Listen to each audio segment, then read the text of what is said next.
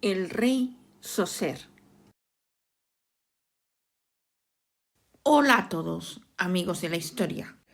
Hoy nos situamos en un momento de cambio total, a principios de la dinastía III. Estamos en la meseta de Saqqara, contemplando un paisaje que está a punto de transformarse para siempre. Hasta ahora, los reyes egipcios se conformaban con el adobe y la madera para sus tumbas, pero ha llegado al trono un hombre decidido a eclipsar todo lo anterior y llevar la expresión del poder absoluto a nuevas cotas, tanto física como teológicamente. Hoy dedicamos nuestro cuaderno al rey Zoser, el monarca que no solo construyó la primera montaña de piedra, sino que reinventó las reglas de la eternidad. Al acercarnos a los imponentes muros de Saqqara, nos topamos con un enigma que desconcertó a los egiptólogos durante décadas. El hombre que levantó la primera pirámide de la historia parece no tener un solo nombre, sino dos identidades que viajaron por el tiempo de forma separada. Si pudiéramos retroceder 4.700 años y observar los sellos de arcilla, los dinteles de las puertas o las inscripciones en los vasos de piedra de la corte, no encontraríamos la palabra Zoser por ninguna parte. En su lugar, veríamos repetido con orgullo un solo nombre de Horus, Neherihet. Este apelativo, que significa literalmente divino de cuerpo, no era una simple etiqueta, era una declaración de intenciones teológica. Con este nombre, la monarquía egipcia dio un salto evolutivo sin retorno. El faraón ya no solo era el líder terrenal o un guerrero victorioso, sino empezaba a ser percibido como un ser cuya esencia física estaba imbuida de una divinidad superior, un semidios caminando sobre la tierra del Nilo. ¿De dónde surge entonces el nombre Zoser que todos conocemos hoy? Este apelativo, que podemos traducir como sagrado, prestigioso, venerable o admirable, es en realidad un nombre nesubiti o de rey dual que comenzó a difundirse mucho después de su muerte, alcanzando su máxima popularidad durante el Reino Medio y el Reino Nuevo. Durante siglos, los investigadores no estaban seguros de que Neherihet y Zoser fueran la misma persona, hasta que la arqueología nos regaló una prueba irrefutable en la isla de Segel, la Estela del Hambre. En este relieve, aunque es de época muy posterior, el nombre de Zoser aparece escrito dentro de un cartucho, junto al lado del Serej, que contiene el nombre de Neherihet, confirmando que la tradición oral y los registros antiguos no se habían equivocado. El dueño de la montaña de piedra y el rey sagrado eran el mismo individuo. Pero lo que realmente nos habla de la magnitud de su sombra en la historia es lo que ocurrió 1500 años después de que sus restos fueran depositados en la cámara de granito de Saqqara. Imaginad a un escriba real en tiempos de Ramsés II, trabajando con luz de antorchas en la recopilación de los grandes anales conocidos hoy como el Canon Real de Turín. Este escriba, acostumbrado a registrar largas listas de monarcas en tinta negra, hizo algo extraordinario al llegar a nuestro protagonista. Mojó su caña en tinta roja para escribir el nombre de Zoser. En la burocracia egipcia, el rojo se reservaba para resaltar hitos, comienzos de era o personajes que habían cambiado el curso del mundo. Al usar el color de la gloria con Zoser, aquel escriba nos estaba enviando un mensaje a través de los milenios. A ojos de los propios egipcios, la historia de su civilización se dividía en dos mitades, antes y después del hombre que decidió que el barro no era el material suficiente para albergar a un dios. La pregunta sobre cómo llegó Zoser al trono ha sido resuelta por la arqueología en las arenas de el-Kab, el cementerio ancestral de los reyes enavidos. Allí, en la tumba del último rey de la segunda dinastía, el pacificador Jasegemui, los investigadores hallaron impresiones de sellos que confirmaban un hecho trascendental. Fue el propio Negerijet quien presidió y organizó el entierro de su predecesor. En la mentalidad del antiguo Egipto, este acto no era un simple funeral. El derecho a enterrar al padre era la prueba jurídica y religiosa definitiva que confirmaba al sucesor como el heredero legítimo de la corona. Al sellar la cámara de piedra caliza de su padre, Joser estaba sellando su propio derecho divino a gobernar las dos tierras. En esta transición dinástica, la figura de la reina Nimatap emerge con una importancia política sin parangón. Como esposa de Jasegemui y madre biológica de Joser, ella representó el puente genealógico necesario para que el cambio de linaje entre la segunda y la tercera dinastía fuera pacífico y no traumático. Su estatus queda grabado en la historia a través de su título más revelador, la que lleva el timón de la Maat. Este apelativo nos indica que ella no era solo una consorte, sino la garante del orden sagrado durante los años críticos de la sucesión. Si el trono estuvo en peligro o si hubo intentos de usurpación por parte de otros personajes, fue Nimatap quien desde el harén real o el Consejo de Estado manejó el timón de la nación para asegurar que su hijo alcanzara la madurez y la gloria. Bajo el reinado de Joser, el centro de gravedad de Egipto se desplazó definitivamente hacia el norte, consolidando a Menfis como la capital indiscutible del estado. Los egipcios llamaban a este lugar el Muro Blanco y lo consideraban la balanza de las dos tierras, por su ubicación estratégica en el vértice del delta, el punto exacto donde se equilibraban el Alto y el Bajo Egipto.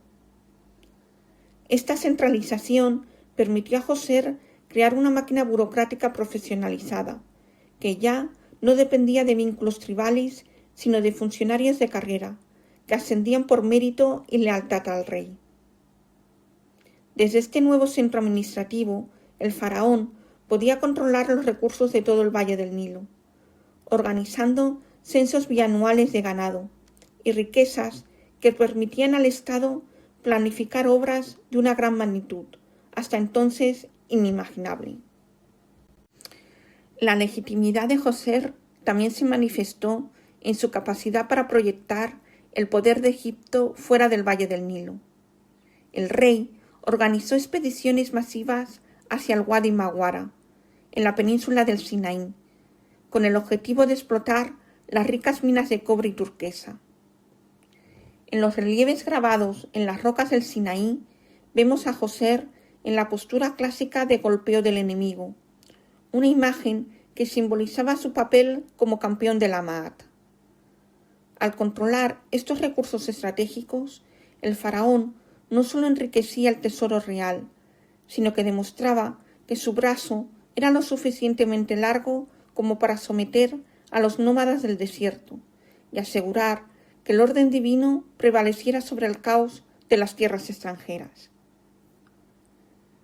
Con estas bases políticas y económicas asentadas, Joser estaba listo para dar el siguiente paso: construir una montaña de piedra que lo elevara para siempre entre las estrellas circumpolares.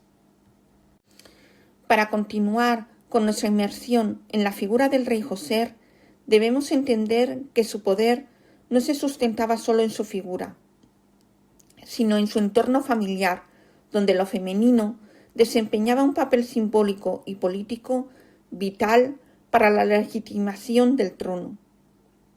Si bien ya hemos explorado la influencia de la reina madre Nimatap como el timón de la Maat, quisiera hablar de otras dos mujeres que caminaron junto al faraón en la construcción de esta nueva era.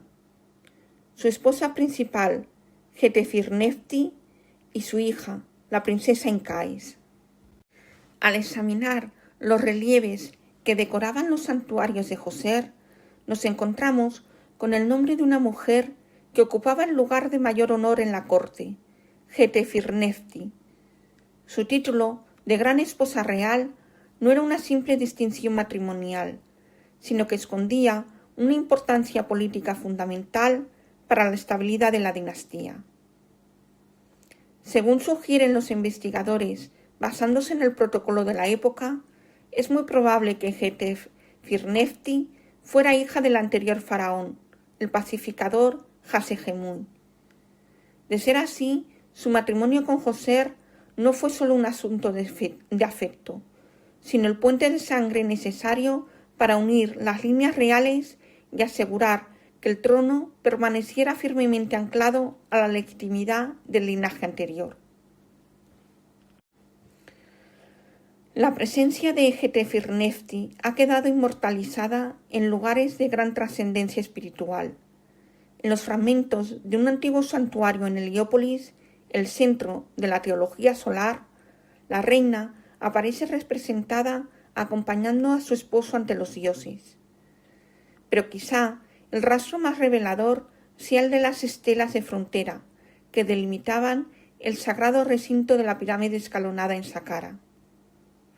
En ellas, su nombre figura grabado junto al del monarca, recordándonos que el complejo funerario no era solo el mausoleo de un hombre, sino un escenario para la eternidad de toda la familia real. Jetefirnefti representa ese componente femenino indispensable que, según la cosmovisión egipcia, permitía al rey manifestar su capacidad creadora como un dios perfecto sobre la tierra. Junto a la pareja real, las inscripciones de la época mencionan constantemente a una joven que completaba el núcleo sagrado de la familia, la princesa Incais o Inehawes. Al igual que su madre, Incais aparece en los relieves de Heliópolis y en las estelas que marcaban los límites de la montaña de piedra de su padre en Saqqara.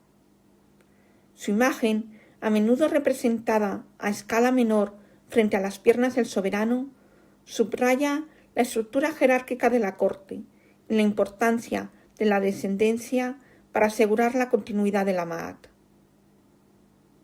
Sin embargo, la historia de Incais encierra un matiz melancólico que la arqueología ha sacado a la luz en las entrañas de la pirámide. A 28 metros de profundidad, bajo la inmensa mole de sillares, Djoser ordenó excavar un laberinto de galerías y pozos. En el sector oriental de este mundo subterráneo, los arqueólogos descubrieron una serie de 11 galerías destinadas a albergar los restos de la familia real. Allí, dentro de uno de los magníficos sarcófagos de alabastro, que milagrosamente habían escapado al pillaje total, se hallaron los restos óseos de una niña de apenas 8 años. Muchos expertos coinciden en que este cuerpo, depositado con sumo cuidado en el corazón de la roca eterna, pertenece muy probablemente a la propia Incais. Y por supuesto, hablar de Djoser es inevitablemente hablar del hombre que caminaba a su lado, Imhotep. Aunque le haremos un vídeo aparte, vamos a conocer un poco de su figura. De origen plebeyo, era hijo del también arquitecto Khanefer y de la dama Keredouan. Su intelecto excepcional le permitió ascender por la escala social hasta convertirse en el visir y hombre de confianza absoluta del monarca, asumiendo una responsabilidad que iba mucho más allá de la simple burocracia. Fue el cerebro revolucionario que decidió que el adobe perecedero y la madera no eran materiales dignos para un dios en la tierra, ideando el paso sistemático a la piedra caliza tallada. Su estatus alcanzó cotas inauditas para un funcionario, como demuestra una prueba física excepcional. En el pedestal de una estatua del rey José hallada en Saqqara, el nombre de Imhotep aparece grabado junto al del propio faraón. En esta inscripción se le atribuyen títulos que revelan su enorme peso político y religioso, como canciller del rey del Bajo Egipto, primero después del rey, sumo sacerdote de Heliópolis. Imhotep no solo diseñó una pirámide, fue el arquitecto intelectual de un nuevo modelo de Estado que utilizaba la piedra eterna para materializar la unión entre el rey y la divinidad. Su magisterio fue tan influyente que milenios después sería deificado, convertido en Dios, como hijo de Ptah, convirtiéndose en el único plebeyo que logró integrarse plenamente en el panteón egipcio por sus propios méritos intelectuales. Al situarnos en la meseta de Saqqara, nos encontramos frente al recinto funerario de la pirámide escalonada de Djoser, un inmenso escenario de 15 hectáreas que revolucionó la historia al sustituir el barro perecedero por la piedra eterna. Este recinto está protegido por un muro de caliza blanca de 10 metros de altura, que buscaba replicar la fachada del Palacio Real de Menfis. ¿Pero sabías que de sus 14 puertas solo una era real, mientras que las otras 13 eran umbrales mágicos para que el espíritu del rey confundiera a los intrusos? Al cruzar la verdadera entrada, descubrimos un teatro de piedra, donde cada edificio cumplía una función vital. Desde el patio del Festival Set, con sus capillas macizas destinadas a que el monarca renovara su energía por siempre, hasta la enigmática Tumba Sur, una cripta de granito a 28 metros de profundidad que servía como cenotafio para su espíritu. Junto a la cara norte de la pirámide está el Serdab, un habitáculo sellado que funcionaba como una máquina de resurrección. En su interior se halló la estatua sedente de Djoser de tamaño natural, la primera gran escultura real de la historia, diseñada para que el Ka del rey pudiera mirar a través de 2 pequeños orificios hacia las estrellas indestructibles del norte y participar eternamente en las ofrendas del templo. En el centro de este complejo se alza la pirámide escalonada, el primer gran experimento arquitectónico de Imhotep, quien transformó una mastaba cuadrada original en una montaña de 6 niveles y 60 metros de altura. Al observar sus muros, nos asombra descubrir que los constructores, como pioneros que eran, colocaron los bloques inclinados hacia el interior, unos 16 grados, para que el monumento empujara hacia su propio centro, ganando una firmeza que ha desafiado a los milenios. Teológicamente, esta escalera no era un capricho estético, era un puente físico diseñado para que el alma de Djoser ascendiera al firmamento. Si nos fijamos en el rostro de su estatua en el Serdab, aunque sus ojos fueran mutilados en la antigüedad por el miedo de los saqueadores a su magia, su realismo nos habla de un hombre que decidió convertirse en el divino de cuerpo, elevando su poder por encima del humano para fundirse con el ciclo cósmico. Una verdadera proeza arquitectónica ocurre también bajo nuestros pies, donde se oculta un laberinto invisible de 7 kilómetros de túneles, excavados directamente en la roca madre. Si descendemos por el pozo vertical de 28 metros, llegamos a los apartamentos azules. Habitaciones revestidas con más de 36.000 placas de fayenza turquesa, que imitaban las esteras de caña del palacio, para que el rey nunca se sintiera extraño en el más allá.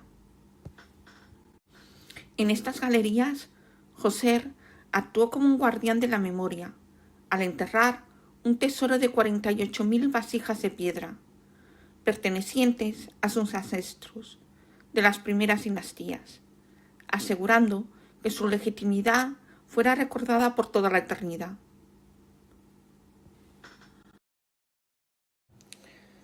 Para entender la inmensa sombra que proyectó Djoser en la historia, debemos viajar casi 2500 años después de su muerte, hasta la época tolemaica, en las proximidades de la isla de Segel, en la primera catarata del Nilo. Allí, grabada en una mole de granito, encontramos la llamada Estela del Hambre, un documento que nos narra un episodio dramático ocurrido supuestamente en el año 18 del reinado de Djoser. El texto relata cómo Egipto se vio sumido en una terrible hambruna que duró 7 años, debido a que el Nilo se negaba a inundar las tierras de cultivo. El rey, angustiado por el sufrimiento de su pueblo, no recurrió a la fuerza, sino a la sabiduría. Djoser convocó a su visir e iniciado en los misterios, Imhotep, y le encargó investigar en los archivos sagrados el lugar de nacimiento de Hapi, la personificación de la inundación, para descubrir que Dios tenía el poder de liberar las aguas. Imhotep descubrió que el dueño del Nilo era el dios carnero Nu, señor de Elefantina. Siguiendo el consejo de su sabio, el rey viajó al sur y tras realizar ofrendas y oraciones, tuvo un sueño en el que el propio Dios se le aparecía. En la visión, Nu prometía que si Djoser restauraba su templo y le otorgaba tierras, el Nilo volvería a crecer con una fuerza nunca vista, devolviendo la vida a Egipto. Aquí es donde debemos ser muy minuciosos. La arqueología nos dice que esta estela en realidad es una brillante maniobra política redactada por los sacerdotes de Nun en el siglo II a.C. Estos sacerdotes, en tiempos de Ptolomeo V Epífanes, rescataron la figura de Djoser, un rey que ya era una leyenda de justicia y sabiduría, para crear un falso documento antiguo que justificara que su templo fuera el dueño legítimo de las tierras del sur. Usar el nombre de Djoser era la garantía definitiva de éxito, pues nadie en Egipto se atrevería a cuestionar una orden firmada por el hijo de Ra, que salvó al país del hambre milenios atrás. Este relato nos demuestra que para los egipcios posteriores, Djoser no era solo un nombre en una lista, era el estándar de oro de lo que debía ser un faraón, un hombre culto capaz de construir los archivos y de dialogar con los dioses para mantener la Maat. En conclusión, Djoser heredó un reino de barro de su padre, Hasehemui, y lo transformó en un imperio de piedra eterna. Su paso por el trono supuso el nacimiento real del Estado egipcio, una maquinaria administrativa tan perfecta que permitió coordinar a miles de hombres en una obra que todavía hoy, 4700 años después, nos obliga a mirar al cielo de Saqqara con asombro. Djoser no solo venció a la muerte con su pirámide, venció al olvido al ser el único rey cuyo nombre fue escrito en tinta roja por los escribas ramésidas, marcándolo como el iniciador de una era de gloria absoluta. Su muerte no supuso el colapso del sistema, sino el inicio de una búsqueda frenética por emular la grandeza. Tras su partida, el trono fue ocupado por su hijo Sejenjet, quien intentó levantar su propia pirámide escalonada en Saqqara, siguiendo las lecciones de Imhotep. Aunque su reinado fue demasiado breve, para completar el sueño de su padre. José dejó tras de sí un Egipto centralizado en Menfis, con las fronteras del Sinaí aseguradas, y un pueblo que por primera vez veía en su soberano no un jefe guerrero, sino un Dios perfecto, caminando sobre la tierra. Al alejarnos de su recinto funerario, comprendemos que cada pirámide construida después, desde las de Giza hasta las del Reino Medio, son en realidad hijas del genio de José y de la pluma de su visir Imhotep. Si te ha gustado este vídeo, no olvides suscribirte y activar la campanita para seguir aprendiendo juntos sobre la historia de Egipto. Hasta el próximo vídeo.